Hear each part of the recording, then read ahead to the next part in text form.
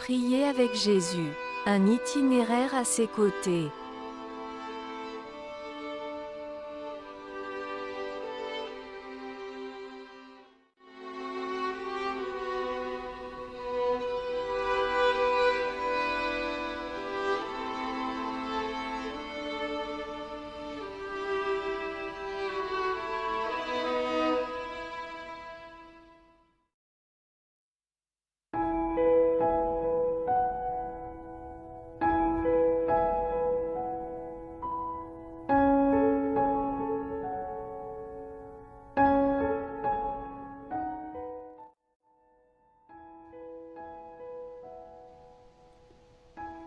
Chers amis, bonjour.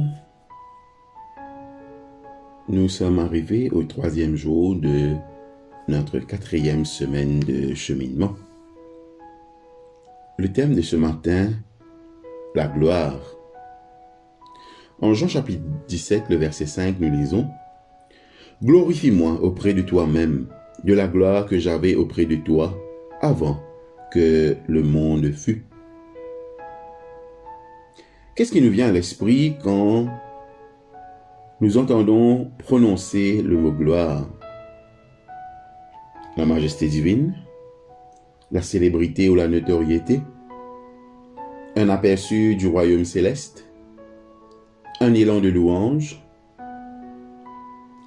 Étant donné le champ de sens possible, que signifie glorifier ou être glorifié? En mentionnant la gloire et la glorification dans sa prière, Jésus n'emploie pas ces termes hors d'un contexte familier.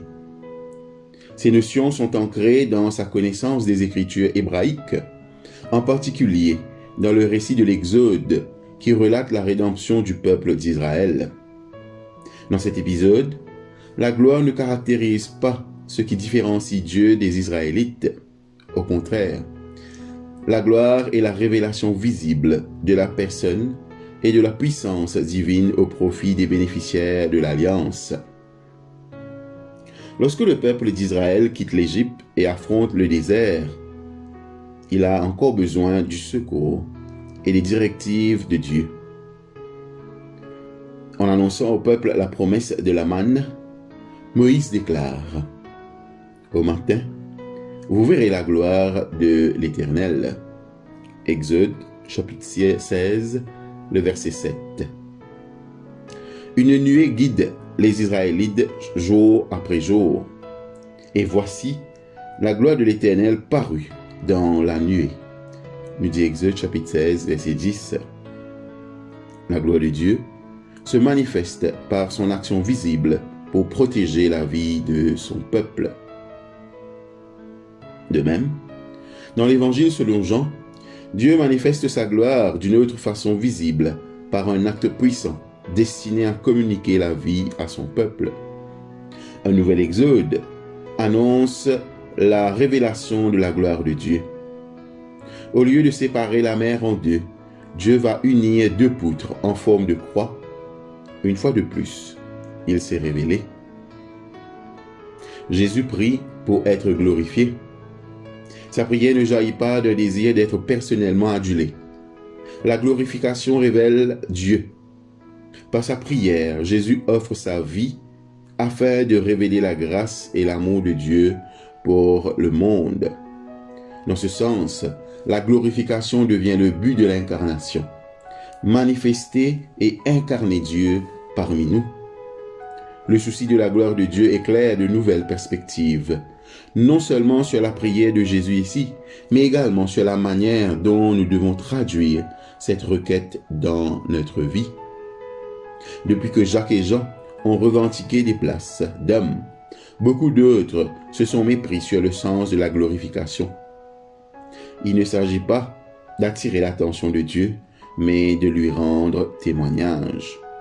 Il y a un lien naturel entre la louange et la gloire. Lorsque Dieu se fait connaître à nous par ses voies de salut, nous le louons. Mais prenons garde, gloire et louange ne sont pas forcément synonymes. Dans sa prière, Jésus ne dit pas simplement « Gloire à Dieu, car il accomplit de grandes choses ». Il offre sa vie comme un moyen de glorifier Dieu, quel qu'en soit le prix. Notre louange adressée au Christ découle de la révélation de Dieu dans ce sacrifice. Vous sentiriez-vous à l'aise de demander à Dieu de vous glorifier? L'humilité nous ferait grimacer devant cette requête, car elle nous fait comprendre que nous serions trop soucieux de nous-mêmes. Rappelez-vous cependant, avant de se traduire par des félicitations, notre glorification passe par l'obligation d'honorer notre vocation. Notre gloire d'être humain, créé à l'image de Dieu et de révéler Dieu dans la création, d'être ses instruments et ses canaux pour communiquer l'amour et la grâce du Christ, même si la glorification prend la forme d'une croix. Un cantique dit ceci: « Que ma vie te glorifie, Seigneur. Que ma vie te glorifie, Seigneur. » À la lumière de la prière que Jésus a formulée avant d'être trahi, ne nous contentons pas simplement de louer Dieu par notre vie. Le sens le plus profond que recèle l'idée de gloire nous invite à révéler Dieu. Telle est notre gloire en tant que serviteur et ami de celui qui est le premier à chercher à glorifier Dieu. Prions. Ô Dieu, glorifie-moi. Je prie comme Jésus a prié, non pas pour ma louange, mais pour mon service, non pas pour que je sois honoré, mais pour que je puisse te révéler, non pas pour que les autres me voient, mais pour qu'ils te voient en moi. Par ce même Jésus, je te prie. Amen. Votre exercice spirituel pour ce matin. Essayez de vous rappeler les hymnes ou les cantiques de louange dans lesquels les mots « gloire » et « glorifier » figurent dans le titre ou dans les strophes. Vous suggère-t-il une simple louange ou autre chose concernant la révélation de Dieu dans la vie? Dites plusieurs fois, à haute voix, les deux mots de Jésus, « glorifie-moi ». Remarquez une pause entre les répétitions. Demandez-vous comment révéler la gloire de Dieu à la maison, sur le lieu de travail, à l'école ou même à l'église. Écoutez en silence après chacune de ces réflexions. Terminez par une prière de reconnaissance pour la manière dont Dieu s'est révélé à vous en ce jour particulier.